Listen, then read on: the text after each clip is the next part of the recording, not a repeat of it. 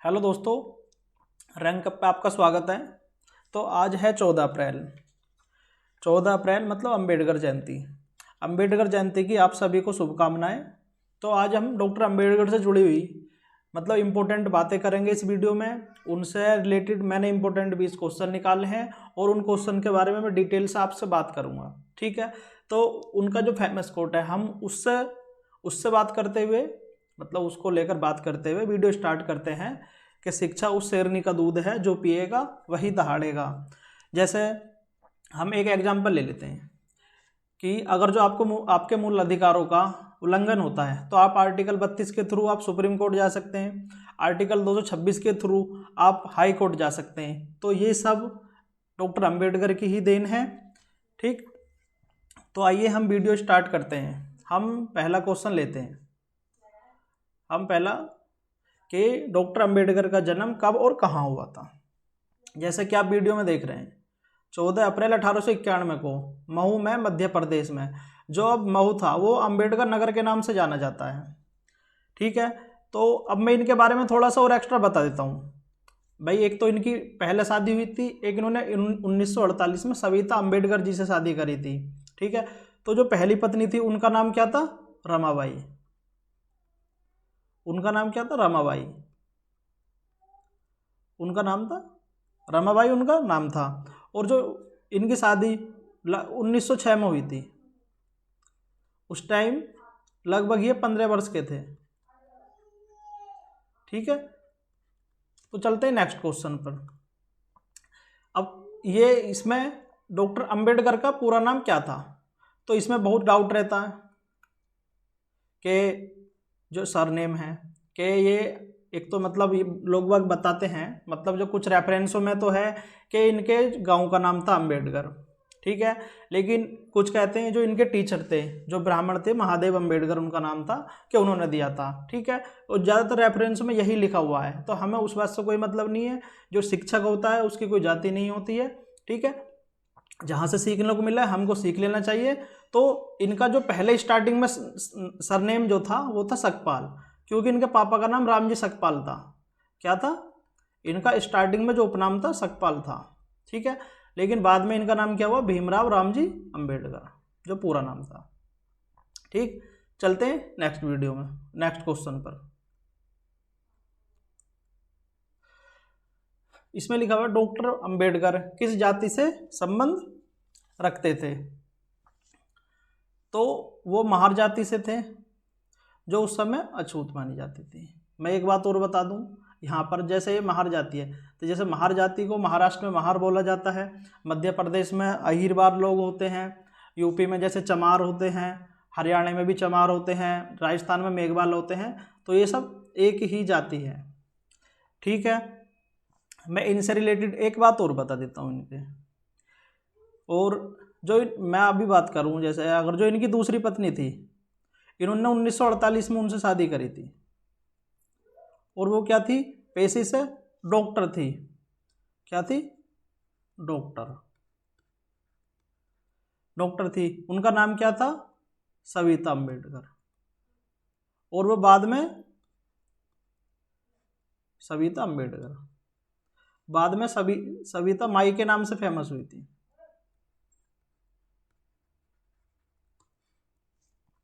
ठीक है, तो चलते हैं नेक्स्ट क्वेश्चन पर।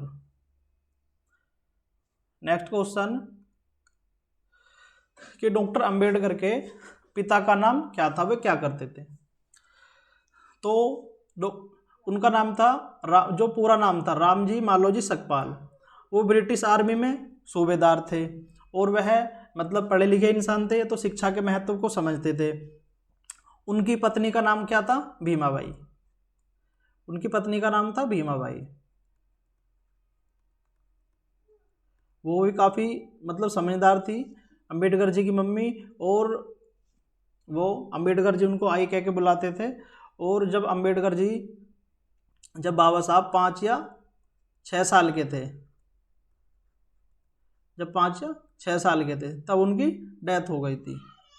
उनकी डेथ हुई थी 1896 97 के आसपास। ठीक है, तो डॉक्टर अंबेडकर 5 या 6 साल के रहे होंगे। और जो इनके पिताजी ने फिर दूसरी शादी की थी, तो उनका नाम क्या था, मतलब इसमें कन्फ्यूजन है थोड़ा, तुलसीबाई, उनका नाम था तुलसीबाई था। आइए नेक्स्ट क्वेश्चन पे कि बाबा साहब ने, डॉक्टर अंबेडकर जी ने प्रारंभिक शिक्षा कहाँ प्राप्त की थी, तो मुंबई के एल्फिंस्टन स्कूल से प्राप्त की थी। ठीक है, इसमें इतना ही, दूसरी क्वेश्चन में बात करेंगे डिटेल से। उन्होंने बड़ौदा स्कॉलरशिप कब और किससे मिली थी, 1913 में। 1913 में बड़ौदा के महाराज थे सयाजीराव गायकवाड़ से उच्च शिक्षा के लिए उन्हें स्कॉलरशिप मिला था। कब, 1913 में। चलते हैं नेक्स्ट क्वेश्चन पर। डॉक्टर अंबेडकर ने कोलंबिया यूनिवर्सिटी से कौन सी डिग्री प्राप्त की थी, तो उन्होंने एमए और पीएचडी अर्थशास्त्र में प्राप्त की थी, कोलंबिया मतलब अमेरिका से। ठीक है, और जो एमए है, एमए उन्होंने 1915 में की थी और पीएचडी 1917 में अमेरिका से। ठीक है, चलते नेक्स्ट क्वेश्चन पर। उन्होंने लंदन स्कूल ऑफ इकोनॉमिक्स से कौन सी डिग्री प्राप्त की थी, तो डॉक्टर ऑफ साइंस की डिग्री प्राप्त की थी, बैरिस्टर की डिग्री ग्रेजिन से हासिल की थी। इकोनॉमिक्स का यहाँ से उन्होंने अध्ययन करा था। ठीक है, अब चलते हैं नेक्स्ट क्वेश्चन पर। डॉक्टर अंबेडकर द्वारा संपादित पहली पत्रिका कौन सी थी, जो पहली पत्रिका थी मूकनायक। ठीक है, जो 1919 में शुरू हुई थी। लेकिन इसके बाद मतलब पहली पत्रिकाओं में से ये भी, एक का नाम था बहिष्कृत भारत। क्या था, बहिष्कृत भारत,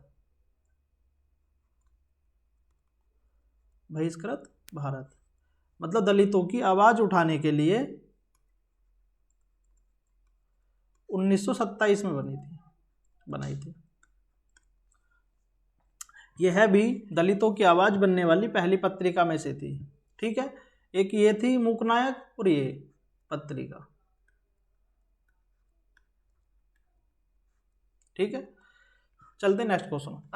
अछूतों के अधिकारों के लिए डॉक्टर अंबेडकर ने पहला बड़ा आंदोलन कब किया था, जो पहला आंदोलन किया था 1927 में, महार आंदोलन या महाड़ा सत्याग्रह बोल देते हैं, जल मतलब पानी पीने के लिए करा था। अब समझ रहे हो, लिए भी लोगों को संघर्ष करना पड़ा है।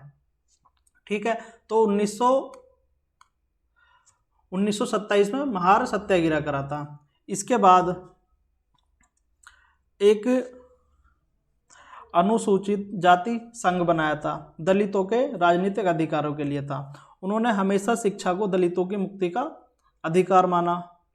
और 1930 में, उसके बाद 1930 में जो एक मंदिर प्रवेश आंदोलन था, वो आपने पढ़ा होगा, वो करा था। उसका बस मेन मुद्दा ये था, मतलब उसका मेन पर्पज ये था कि धार्मिक समानता। क्योंकि आज भी आपको बहुत सारे एग्जाम्पल मिल जाते हैं, आज भी हमारे देश में धार्मिक समानता भी नहीं है। धार्मिक समानता के लिए ये मंदिर प्रवेश आंदोलन था, और नासिक का कालाराम मंदिर था। ठीक है, और ये कई वर्षों तक चला था। ठीक, अब चलते हैं नेक्स्ट क्वेश्चन पर।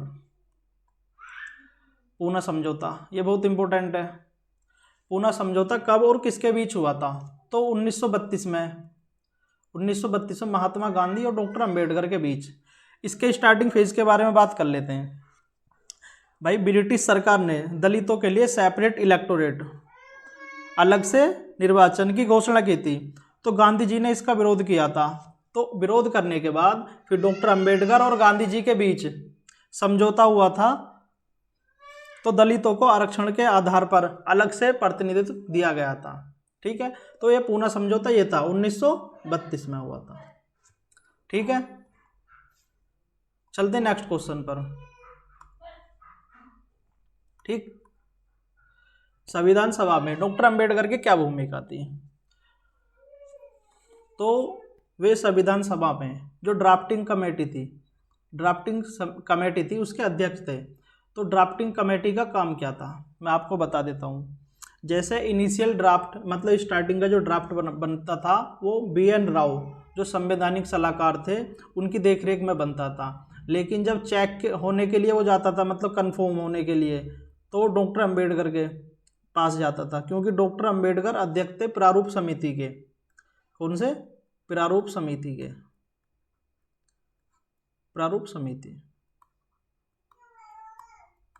प्रारूप समिति के अध्यक्ष थे, मतलब यहाँ पे चेक होकर फाइनल जब ही डिसीजन लिया जाता था। और ये 29 अगस्त 1947 में कमेटी बनी थी। इसमें 7 लोग थे डॉक्टर अंबेडकर को मिलाकर, बाकी 2 लोग, एक की डेथ हो गई थी, एक वो इंडिया से बाहर थे तो उनकी जगह दूसरे लोग थे, जैसे KM मुंशी थे, कृष्णा स्वामी थे, मोहम्मद सादुल्ला थे, डॉक्टर अंबेडकर थे, मतलब इस तरीके के 7 लोग थे डॉक्टर अंबेडकर को मिलाकर। ठीक है, चलते हैं नेक्स्ट क्वेश्चन पर। 13 डॉक्टर अंबेडकर को संविधान निर्माता क्यों कहा जाता है? उन्होंने भारतीय संविधान का प्रारूप तैयार किया और इसके मुख्य वास्तुकार रहे। ठीक है, एक तो बात ये हो गई, एक संविधान की प्रेम्बल में ही मतलब प्रस्तावना में ही आपको देखने को मिलते हैं न्याय, बंधुत्व, धर्मनिरपेक्षता, मतलब जो ऐसे वर्ड हैं तो मतलब वो इन्हीं की देन थे। ठीक है, तो इसलिए, और उस टाइम में हम बात करते हैं जैसे हमारा जो संविधान बना था, संविधान 26 नवंबर 1949 को बनकर तैयार हुआ। ठीक है, बनकर तैयार हुआ और 26 जनवरी 1950 को लागू हुआ। ठीक है, लेकिन इसी के बीच में मतलब कुछ तो हुआ होगा, कितना टाइम था, नवंबर, दिसंबर, जनवरी, लगभग 2 महीने। तो 2 महीने तब तक संविधान के 16 आर्टिकल लागू थे। जैसे 300 ये था जो मतलब ये 5, 6, 7 ये मतलब जो अधिकारों के, तो 16 कुल मिला के 16 आर्टिकल लागू कर दिए गए थे। ठीक है, और एक बात और कि डॉक्टर अंबेडकर को संविधान निर्माता क्यों कहा जाता है? जब भारत का संविधान बना था तो उसमें महिलाओं को वोट देने का अधिकार दिया गया था। उसके बाद हिंदू कोड बिल पर भी बात हुई थी। तो उस टाइम भी पूरी दुनिया में बहुत सारे कंट्रियों में महिलाओं को अधिकार नहीं था। अमेरिका या और कई बड़े बड़े कंट्री हैं उनमें भी बाद में अधिकार मिला है, बहुत सारे अधिकार। तो महिलाओं को वोट देने का भी अधिकार नहीं था, लेकिन भारत में फर्स्ट टाइम संविधान बना और पहली बार ही महिलाओं को पुरुषों के बराबर अधिकार दिए गए। ठीक है, तो इसलिए भी डॉक्टर अंबेडकर का इन सब चीज़ों में बहुत ज़्यादा योगदान है। चलते हैं नेक्स्ट क्वेश्चन पर। डॉक्टर अंबेडकर भारत सरकार में कौन से पहले मंत्री थे? तो स्वतंत्र भारत के पहले कानून मंत्री बने थे। और आगे चलते हैं नेक्स्ट। 15 में हिंदू कोड बिल क्या था, इसे कब पेश किया गया? महिलाओं को समान अधिकार देने वाला विधेयक 1951 में संसद में पेश किया गया था। और बाबा साहब ने 27 सितंबर 1951 को पद से इस्तीफा दे दिया था, मतलब पंडित नेहरू के कैबिनेट पद से इस्तीफा दे दिया था। कारण क्या था? एक तो हिंदू कोड बिल था, महिलाओं को समान अधिकार का प्रस्ताव दिया गया था, लेकिन वो संसद ने पारित नहीं करा था। ठीक है, तो इसी के विरोध में डॉक्टर अंबेडकर ने अपने कानून मंत्री पद से इस्तीफा दे दिया था। चलते हैं नेक्स्ट क्वेश्चन में। उन्होंने कौन सा धर्म अपनाया था? तो मैं आपको एक अलग से बात बता देता हूँ। 25 दिसंबर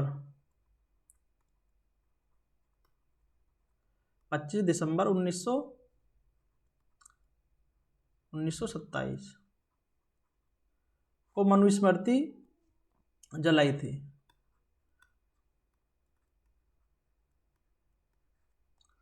25 दिसंबर 1927 को मनुस्मृति को जलाया था। अब जलाया क्यों था? जातिगत भेदभाव के विरोध में, या अन्यायपूर्ण या अमानवीय बताया था। अब हर किसी के अलग अलग मत हो सकते हैं, ठीक है। और सबसे बड़ी बात, इसमें महिलाओं के बारे में बहुत गलत लिखा हुआ है। अगर आप देखोगे तो महिलाओं को एक तरीके से बांध के रखने की बात बताई गई है इसमें सारी मनुस्मृति के बारे में, ठीक है। तो इसलिए डॉक्टर अम्बेडकर इससे असहमत थे, इसलिए डॉक्टर अम्बेडकर ने इसे जलाया था। इसलिए 25 दिसंबर को मनुस्मृति दहन दिवस भी मनाया जाता है। तो वो लास्ट तक पहले हिंदू धर्म में रहे थे, लेकिन 14 अक्टूबर 1956 को उन्होंने बौद्ध धर्म अपनाया था, ठीक है। और चलते नेक्स्ट। अब डॉक्टर अम्बेडकर, एक सेकेंड, डॉक्टर अम्बेडकर ने किसके साथ मिलकर बौद्ध धर्म स्वीकार किया था? तो अपने लाखों अनुयायियों के साथ मिलकर बौद्ध धर्म अपनाया था। नेक्स्ट क्वेश्चन पे चलते हैं। डॉक्टर अम्बेडकर की मृत्यु कब और कैसे हुई थी, मतलब कब और कहाँ हुई थी, ठीक है। तो 6 दिसंबर 1956 को उनकी मृत्यु हुई थी दिल्ली में। जो मृत्यु हुई थी 6 दिसंबर को महापरिनिर्वाण दिवस के रूप में मनाया जाता है, महापरिनिर्वाण दिवस के रूप में मनाया जाता है, ठीक है। नेक्स्ट क्वेश्चन पे चलते हैं। डॉक्टर अम्बेडकर को मरणोपरांत भारत रत्न कब दिया गया था? तो 1990 में दिया गया था। यह भारत का सर्वोच्च नागरिक सम्मान है जो उन्हें सामाजिक न्याय के लिए दिया गया था, ठीक। तो एक सेकंड, 18 क्वेश्चन पे और चलते हैं हम। 18 क्वेश्चन, ये क्वेश्चन रह गया। डॉक्टर अम्बेडकर ने द बुद्धा एंड हिज धम्मा नामक पुस्तक कब लिखी थी? 1956 में, यह उनकी मृत्यु के तुरंत पहले प्रकाशित हुई थी, ठीक है। तो इनकी और पुस्तक है, जैसा आप मान लो कोई पूछता है, एक तो क्या है, जाति का विनाश, क्या है, जाति का विनाश, जाति का विनाश।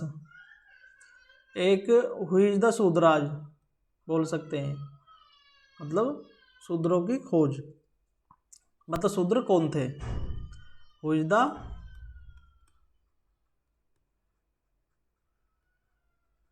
शूद्राज। और या उन्हें भाषण देना जाना था और वो रद्द कर दिया गया था, ठीक है। जैसे रुपये की समस्या, इस तरीके से, मतलब काफ़ी सारी पुस्तक है। रुपये की समस्या भी आप लिख सकते हैं। द प्रॉब्लम ऑफ रूपी, ये इम्पोर्टेंट बुक है, प्रॉब्लम ऑफ रूपी। एक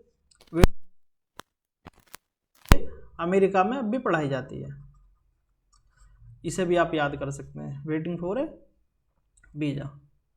चलते हैं। अब एक बात और है, जैसे मान लो आपको ये सब चीज़ें पता होनी चाहिए। जैसे आपसे कोई पूछता कि नेशनल फ्लैग या झंडा कब अपनाया गया था, तो मैं इसके बारे में बता दूं आपको कि 22 जुलाई 1947 को हमने जो कैबिनेट असेंबली, ठीक है, कैबिनेट के द्वारा 22 जुलाई 1947 को अपनाया गया था। एक बात और, 24 जनवरी 1950 को एक तो राष्ट्रगान, ये दोनों चीज़, राष्ट्रगान और राष्ट्रगीत,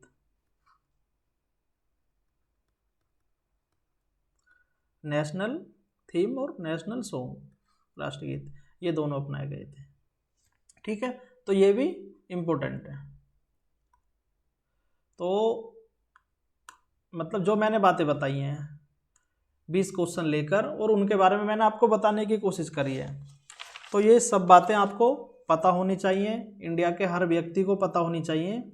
एक इन्होंने नारा दिया था कि शिक्षित बनो, शिक्षित बनो, संघर्ष करो और संगठित रहो। संगठित रहो।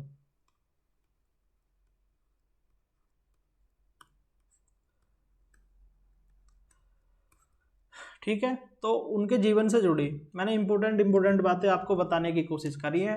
और अगर आपको वीडियो से कुछ सीखने को मिलता है तो आप चैनल को सब्सक्राइब करिए और शेयर कर सकते हैं और लाइक करिएगा। ठीक, और डॉक्टर अंबेडकर से हमें यही सीखना चाहिए कि उन्होंने अपने जीवन में इतनी मतलब सुविधा नहीं थी। आज हमारे दौर तो लाइट है, पंखे में बैठते हैं, सब कुछ है, लेकिन कुछ ना होने के बाद भी उन्होंने इतना बड़ा मुकाम हासिल करा है। ठीक है, आज बहुत बड़ा, अगर जो उनके जीवन का जो उन्होंने संघर्ष करा, हम 5% संघर्ष भी कर लेते हैं तो हम अपने जीवन में 100% सफल होने के हमारे चांस हैं। ठीक है, और कमेंट में डॉक्टर अंबेडकर के बारे में अपना रिव्यू जरूर देना और कमेंट में जय भीम जरूर लिखना। और एक बार फिर रैंकअप परिवार की तरफ से आप सभी को डॉक्टर अंबेडकर जयंती की शुभकामनाएं, और मिलते हैं नेक्स्ट वीडियो में। आज के लिए धन्यवाद।